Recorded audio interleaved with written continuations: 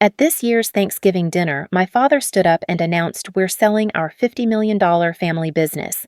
For 35 years, I watched my father pour his life into Carter Holdings. My siblings got Harvard educations, luxury cars, and trust funds. I got hand-me-downs and character-building summer jobs. Then came the bombshell.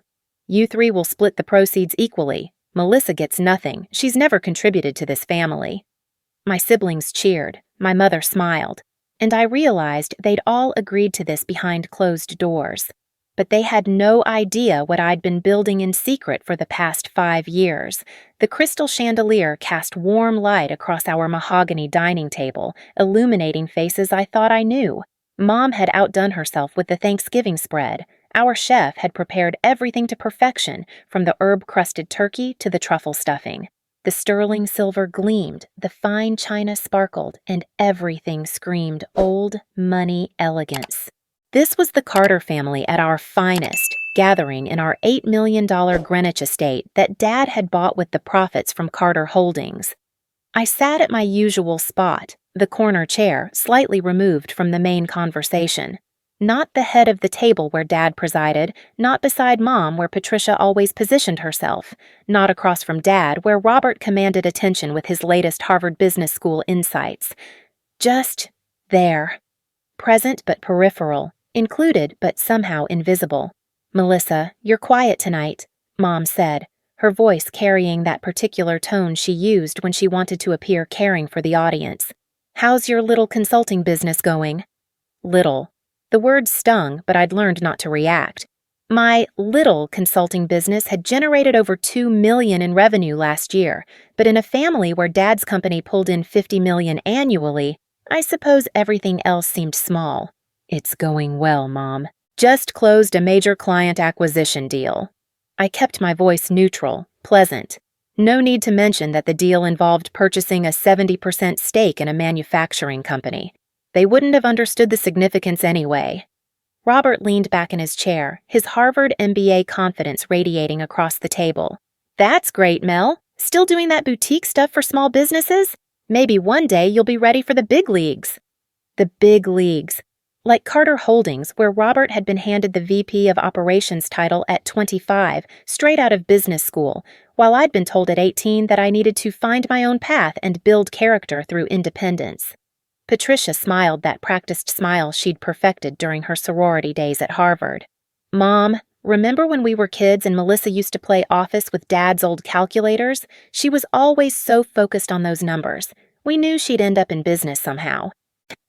They talked about me like I wasn't there, like I was a pet they were fond of but didn't quite take seriously. Dad carved the turkey with surgical precision, his hands steady despite his 68 years. Those same hands had built Carter Holdings from a small logistics firm into a mid-market powerhouse. Those hands had signed my siblings' trust fund documents. Those same hands had never once signed a document with my name on it. "David," Mom said, raising her wine glass, "should we tell them about your retirement plans?" A slight tension shifted through the room. Robert straightened. Patricia's eyes sharpened with interest. I felt my stomach clench with a familiar dread, the feeling of being on the outside of family decisions that would somehow affect my life. Dad set down his carving knife and cleared his throat. "Well, since we're all here together, this seems like the perfect time." He looked around the table with the satisfaction of a man about to deliver good news. "Your mother and I have been discussing the future of Carter Holdings. After 35 years, I think it's time to step back and enjoy retirement." "Oh, Dad, that's wonderful," Patricia gushed. "You've worked so hard for so long." "You deserve to relax," Robert added. "The company's in great shape. Prime time to step back." I remained silent, waiting. There was more coming. There was always more coming when it involved family finances and my siblings' futures. "We've been approached by several buyers over the years," Dad continued, "but we've finally found the right fit. The company that truly understands our values and vision." Robert leaned forward eagerly. "Are you selling to a competitor? Strategic acquisition?" "Better." Dad's eyes lit up with pride. "A private equity firm with an excellent reputation. They're offering top dollar, $50 million for the company." Patricia nearly choked on her wine. 50 million?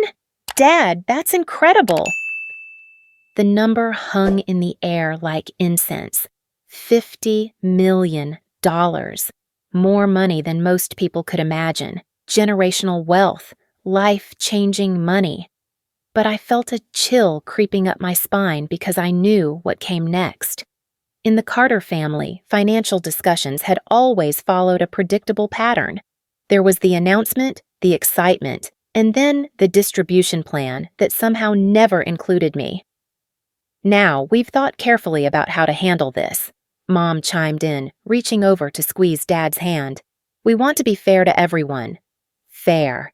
That word again. The same word they'd used when Robert got his trust fund at 25 because he was starting his career. The same word they'd used when Patricia received her wedding fund because she was building a family. The same word they'd used to explain why I received nothing because I was independent and didn't need help. Dad stood up slowly, his voice taking on the formal tone he used for important business announcements. Robert, Patricia, you've both been part of this family's journey. You've supported the business, you've made sacrifices, and you've earned your place in our legacy. My heart started pounding. Here it comes. The three of us have discussed this extensively, Dad continued, and I noticed how he said, 3 of us. Him, Mom, and apparently one of my siblings. Maybe both. Everyone except me. When the sale goes through, Robert and Patricia will each receive their fair share of the proceeds. Robert's face lit up. Dad, we can't accept. Nonsense. This is family money, family legacy.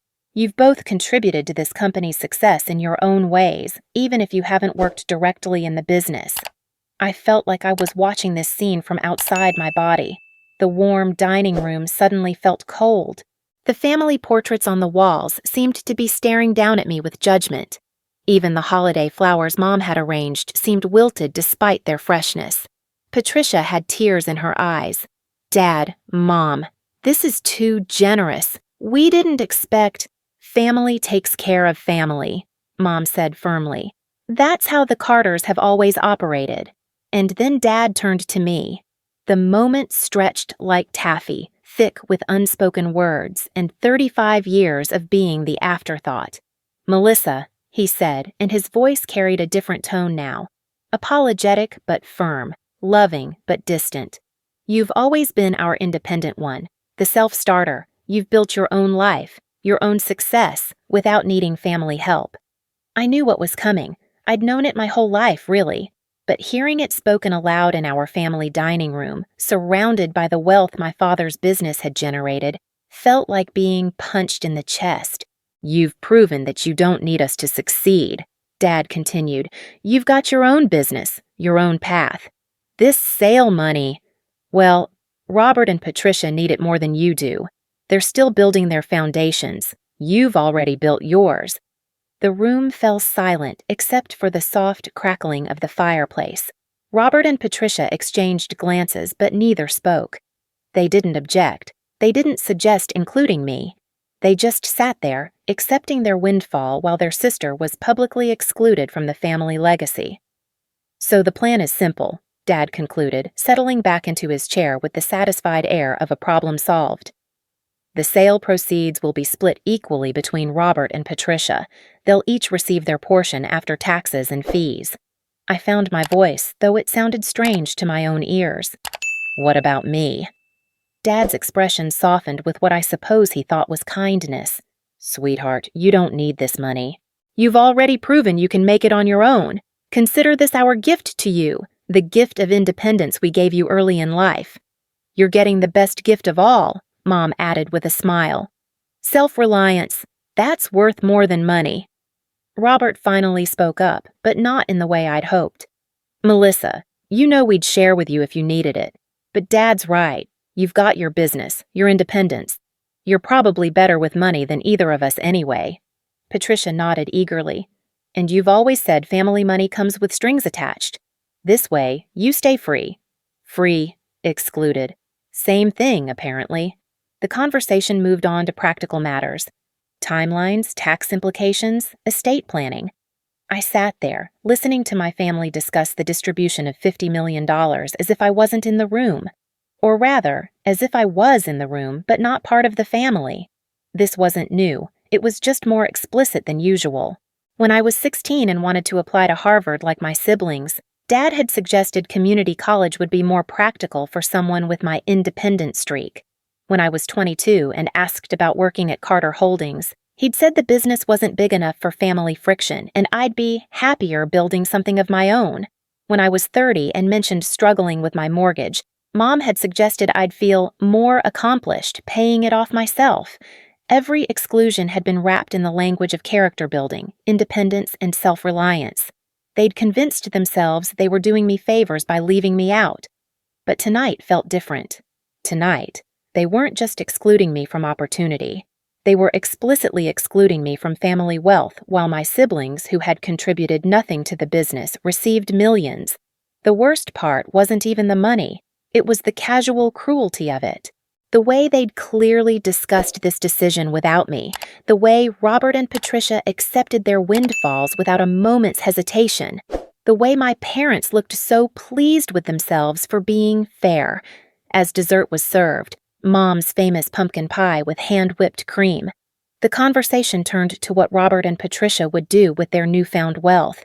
Investment properties, travel plans. Robert mentioned starting his own business, which was rich considering he'd never shown entrepreneurial interest when it meant actual work. I excused myself to use the bathroom, but really I needed a moment to process what had just happened. In the powder room, I stared at my reflection in the antique mirror that had been in our family for 3 generations. Would it go to Robert or Patricia when my parents passed? Probably Robert, since he was the son and heir apparent. I splashed cold water on my face and tried to steady my breathing. 35 years of this. 35 years of being told I was different, independent, the strong one who didn't need help. I'd internalized it so completely that I'd almost convinced myself it was true. But tonight, staring at my reflection in that inherited mirror, I realized the truth. They hadn't been building my character or fostering my independence. They'd been systematically excluding me from family resources while dressing it up as virtue. I'd built my consulting business not because I was naturally entrepreneurial, but because no other option had ever been offered. I'd learned self-reliance not as a gift, but as a survival mechanism. I'd developed independence because dependence on my family had never been available. When I returned to the dining room, they were discussing the buyer. "So who's purchasing the company?" Patricia asked. "Anyone we know?" Dad's chest puffed with pride. "Everest Holdings. They're a private equity firm with an excellent reputation. Very professional, very thorough in their due diligence. The founder impressed me enormously. Sharp as a tack, really understands the industry. Everest Holdings." The name sent a jolt through my system, but I kept my expression neutral. "They're paying top dollar because they recognize the value of what we've built," Dad continued. "No lowball offers, no complicated deal structures. Clean sale, cash transaction."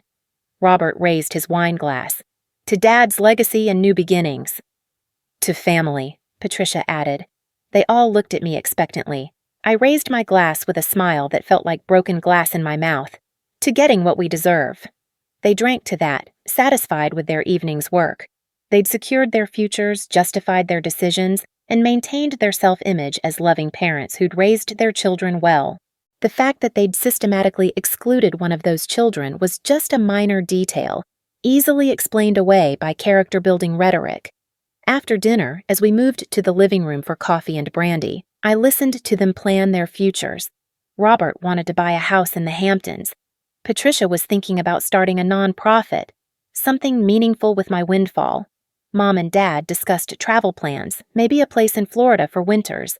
I sat on the same sofa where I'd done homework as a child, where I'd been told I was too independent for family business involvement, where I'd learned that love in the Carter family was conditional on not needing too much.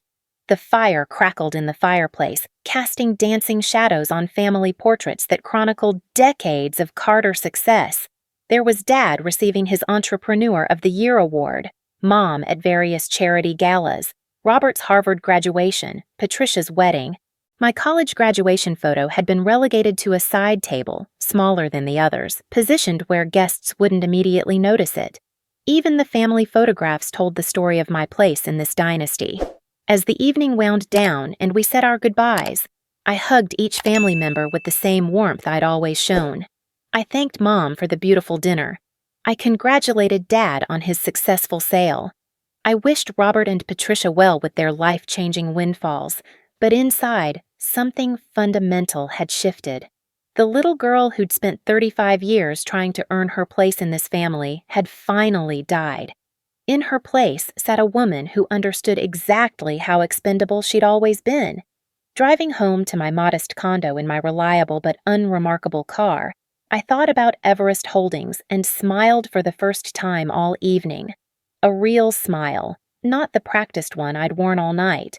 Dad was right about one thing. The founder of Everest Holdings was indeed sharp as a tack. Sharp enough to spend 5 years quietly building a private equity firm while her own family systematically excluded her from theirs. Sharp enough to recognize an undervalued asset when she saw one. And sharp enough to know that sometimes the best revenge was simply letting people get exactly what they asked for. Tomorrow, the real work would begin. Tonight, I'd been disowned by my family and excluded from my father's legacy. But that was fine. After all, I was about to become their boss. The next morning, I woke up with crystal clarity for the first time in years. The fog of family obligation, the constant questioning of my worth, the nagging doubt that maybe I really was the problem, all of it had evaporated overnight. In its place sat a cold, sharp understanding of exactly who I was and what I was capable of. I made my coffee and sat in my home office, surrounded by 5 years of careful planning that my family had never bothered to ask about. The walls were lined with financial documents, market analyses, and acquisition reports that told the real story of my little consulting business. If they'd shown even cursory interest in my work, they might have noticed that Melissa Carter Consulting had evolved far beyond helping small businesses with their books. But they never asked, and I never told them. The irony was almost poetic. While Dad had spent 35 years building Carter Holdings into a $50 million company, I'd spent the last 5 years building something bigger, something he was about to sell to me without even knowing it. I pulled up my laptop and opened the folder labeled Project Homecoming, the code name I'd given to my acquisition of Carter Holdings 3 years ago when I'd first identified it as a target. Every document in that folder represented months of careful research, financial analysis, and strategic planning that had gone completely unnoticed by the people who should have known me best. My phone buzzed with a text from Sarah Chen, my business partner and the only person who knew the full scope of what I'd built. "Coffee? I assume you have news after last night?" An hour later, we sat in our usual corner booth at Meridian Cafe, the same place where we'd planned Everest Holdings' first acquisition 5 years ago. Sarah had been my Harvard Business School study partner. Yes, I'd gotten into Harvard, despite Dad's suggestion that community college was more practical. I'd just paid my own way through student loans instead of asking for help I knew wouldn't come. "So they really went through with it," Sarah said, stirring her latte. "Public disinheritance at the family dinner table." "Complete with justifications about character building and independence," I replied. "Robert and Patricia get to split $50 million because they need it more than me." Sarah shook her head. "The same Robert who's never held a real job and the same Patricia who married into money and has never worked a day in her life." "The very same. But I'm the self-made one who doesn't need family support." "Well," Sarah smiled grimly, "they're about to learn just how self-made you really are. When do we tell them?" I thought about Dad's proud face when he'd announced the sale to Everest Holdings, how pleased he'd been with himself for getting top dollar from such a professional firm. "Christmas dinner 6 weeks from now. Give them time to really settle into their fantasy of newfound wealth." Sarah raised an eyebrow. "That's cold, Melissa. Even for you." "Is it?" "They had 35 years to include me in their family. They chose not to. They had last night to reconsider their decision. They chose not to. Now they get to live with the consequences of treating their daughter like an outsider." I pulled out my phone and opened the photo I'd taken of the Everest Holdings due diligence report 3 months ago. Pages and pages of financial analysis of Carter Holdings, identifying inefficiencies, redundancies, and areas for improvement. My father's life work, dissected by his daughter's company, and he'd been thrilled to hand it over. The beautiful thing, I continued, is that this is entirely their doing. I didn't manipulate them into excluding me. I didn't trick them into selling to me. They made every single decision on their own, based on their own assumptions about who I am and what I'm worth. Sarah leaned back in her chair. You know they're going to say you planned this, that you manipulated the whole situation. Let them. The timeline doesn't support that narrative. I started building Everest Holdings 5 years ago, long before Dad started talking about retirement. I targeted Carter Holdings as an acquisition 3 years ago because it was undervalued and poorly managed, not because it was my family's company. The fact that it worked out this way is just justice. That was the truth, even if they'd never believe it. Everest Holdings had grown organically from my consulting work. When small business clients couldn't pay my fees, I'd started taking equity stakes instead. When those stakes proved valuable, I'd started seeking out underperforming companies to acquire and improve. Carter Holdings had ended up on my target list not because of family dynamics, but because it was exactly the kind of mid-market company Everest specialized in. Successful but stagnant, profitable but poorly positioned for growth. The fact that acquiring it would also deliver perfect poetic justice for 35 years of exclusion was just a bonus. Over the following weeks, I threw myself into the final preparations for the Carter Holdings acquisition. The due diligence was complete, the financing was secured, and all that remained was the closing process. Dad's lawyers would handle his side, my lawyers would handle mine, and sometime in January, ownership of his life's work would transfer to the daughter he deemed unworthy of inclusion. My team at Everest Holdings was exceptional. 12 brilliant professionals I'd recruited over the years, most of them overlooked by traditional firms for one reason or another. Sarah, my partner, had been passed over for promotion at Goldman Sachs because she wasn't aggressive enough. Marcus, our CFO, had been pigeonholed at McKinsey because of his quiet demeanor. Jennifer, our head of operations, had been underestimated at Bain because she was a working mother. We were a company of cast-offs and underdogs, and we'd built something remarkable together. During those weeks, I found myself analyzing my family dynamics with the same cold precision I applied to business acquisitions. The patterns were obvious once you knew what to look for. Dad's favoritism toward Robert wasn't about Robert's capabilities. It was about traditional gender roles and primogeniture. Patricia's inclusion wasn't about her contributions. It was about her willingness to play the role of grateful daughter. My exclusion hadn't been about my independence or strength. It had been about my unwillingness to accept lesser status, my refusal to be grateful for scraps, my insistence on building something of my own instead of begging for inclusion in theirs. They'd told themselves stories to justify their choices, but the real reason was simpler. I made them uncomfortable. I was a mirror reflecting their own limitations and biases, and rather than confront those, they'd simply removed the mirror from their sight. The revelation was liberating. I'd spent decades wondering what was wrong with me, why I couldn't earn my place in their affections, why my achievements never seemed to matter to them. Now I understood it wasn't about my worth. It was about their comfort. Thanksgiving came and went without contact from my family. No phone calls, no text messages, no invitations to any follow-up gatherings. The message was clear. They delivered their verdict, and as far as they were concerned, the matter was closed. Perfect. Christmas approached with unusual excitement on my part. I'd extended an invitation to my family for Christmas dinner at my condo, a departure from tradition since we always gathered at my parents' house. But I'd explained that I wanted to host for once, as a gesture of gratitude for all they'd given me over the years. The irony wasn't lost on me. Mom had seemed surprised but pleased by the invitation. "How thoughtful, dear. We'd love to come. Should we bring anything?" "Just yourselves," I'd replied. "I want this to be my treat." Dad had seemed touched by the gesture. "It's nice to see you embracing family traditions, Melissa. Your independence is admirable, but family is still important." If only he knew. The night before Christmas dinner, I sat in my office reviewing the final acquisition documents one more time. Everything was in order. The purchase agreement was signed, the funds were in escrow, and the closing was scheduled for January 15th. In 3 weeks, I would own Carter Holdings outright. I'd already begun planning the changes I'd implement. Dad wasn't wrong that the company was successful, but it was operating at maybe 60% of its potential. Better systems, improved processes, strategic partnerships. I could probably increase revenue by 30% within the first year alone. The existing management team would have to go, of course. Dad's cronies were competent but complacent, and the company needed fresh leadership.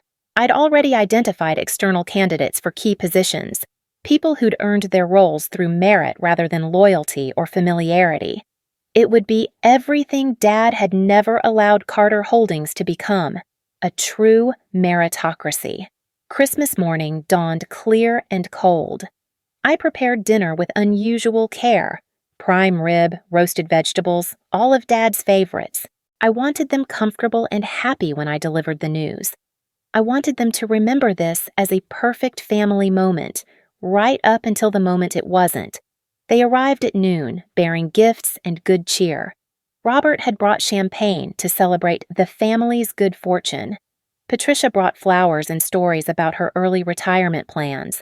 Mom brought homemade cookies and questions about my love life that I deflected with practiced ease. Dad seemed more relaxed than I'd seen him in years. The stress of running Carter Holdings had lifted from his shoulders, and he looked genuinely happy for the first time in months. "It's wonderful to see you embracing family time like this," he said, settling into my living room with a glass of wine. "I was worried that our news last month might have created some distance between us." "Distance?" I smiled. "Dad, that was the most clarifying conversation we've ever had. Everything makes perfect sense now." He beamed at that, interpreting my words the way he wanted to hear them. Dinner conversation was pleasant and light. We talked about their travel plans, Robert's house hunting adventures, Patricia's charity work ideas. They were giddy with their upcoming windfall, making plans for money they didn't yet have, but absolutely counted on receiving. I served dessert, Mom's favorite chocolate cake from the bakery she'd used for all our childhood birthdays, and refilled their wine glasses. The moment was approaching, and I felt surprisingly calm. "I have to say," Dad began, raising his glass, "this has been a perfect evening. Sometimes I worry that our family doesn't spend enough time together, but nights like this remind me how lucky we are." "Absolutely," Robert agreed. "Family is everything." Patricia nodded enthusiastically. "We should do this more often. Melissa, you're such a wonderful hostess." I stood up, glass in hand, and felt the weight of 35 years settling on my shoulders. This was it, the moment everything changed. "I wanted to gather everyone here tonight because I have some news to share," I began. "Something I think you'll all find very interesting." Dad leaned forward with interest. "Good news, I hope?" "That depends on your perspective." I took a deep breath. "It's about the sale of Carter Holdings." "Oh?" Mom looked concerned. "Is there a problem with the closing?" "Not exactly." I set down my wine glass and looked around the table at their expectant faces. "I was just curious about something, Dad. You mentioned the buyer, Everest Holdings. You seemed very impressed with them." Dad's chest puffed with pride. "Absolutely. Top-notch organization. The founder is remarkable. Sharp, strategic, really understands the business. I have complete confidence in them." "That's wonderful to hear," I smiled. "Dad, who is the buyer?" He looked confused by the question. "I told you, Everest Holdings. They're paying $50 million for the company." "Yes, but who specifically? Who owns Everest Holdings?" "Well, the founder, of course." "Why?" I felt my smile widen. "Dad, I am Everest Holdings." The room went completely silent. The color drained from Dad's face. Mom's wine glass slipped from her fingers, spreading red wine across my white tablecloth like blood. Robert's mouth fell open in shock. Patricia made a small choking sound. "What did you say?" Dad's voice was barely a whisper. "I am Everest Holdings," I repeated, my voice steady and clear. I'm the founder you were so impressed with. I'm the buyer who's paying $50 million for your life's work. I'm the sharp, strategic business owner you have complete confidence in." The silence stretched on as they processed what I'd just told them. I could see their minds racing, trying to make sense of information that didn't fit their understanding of reality. "That's impossible," Robert finally stammered. "You run a small consulting business." "I do run a consulting business. It's called Everest Holdings, and it's grown into a private equity firm that specializes in acquiring and improving mid-market companies. Companies exactly like Carter Holdings." Dad found his voice, though it shook with emotion. How long? How long have you been planning this?" "I've been building Everest Holdings for 5 years. I've been targeting Carter Holdings as an acquisition for 3 years. I've been planning this moment since last Thanksgiving, when you told me I was getting nothing because I'd never contributed to this family." Patricia looked like she was going to be sick.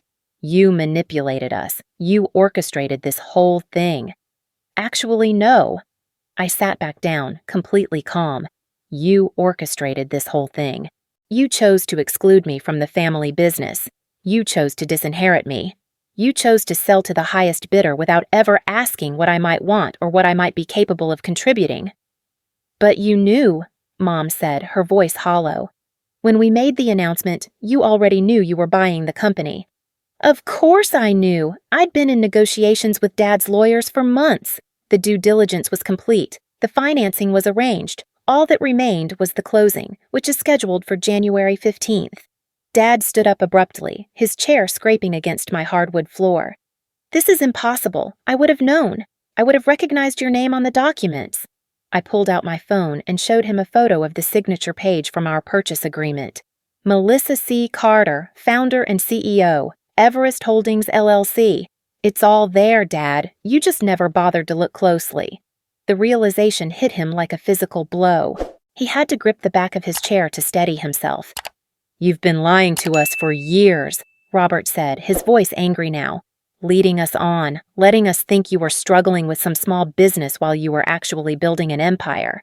"I never lied about anything. You never asked about my business beyond dismissive comments about my little consulting firm. If you'd shown any genuine interest in my work, you would have learned exactly what I was building." "But why?" Patricia's voice was plaintive. "Why would you do this to us?" The question hung in the air, loaded with 35 years of history and hurt. "I didn't do this to you," I said quietly. "You did this to yourselves. Last month, you had a choice. You could have included me in your legacy, recognized me as part of this family, acknowledged my worth as your daughter. Instead, you chose to exclude me publicly and permanently." "We thought we were being fair," Mom whispered. "Fair?" I laughed, but there was no humor in it. "Fair would have been including all 3 of your children in your family's wealth. Fair would have been recognizing that I built my success despite your neglect, not because of it. Fair would have been treating me like family instead of like an obligation you'd successfully discharged." Dad slumped back into his chair, looking older than his 68 years. "What happens now? Now?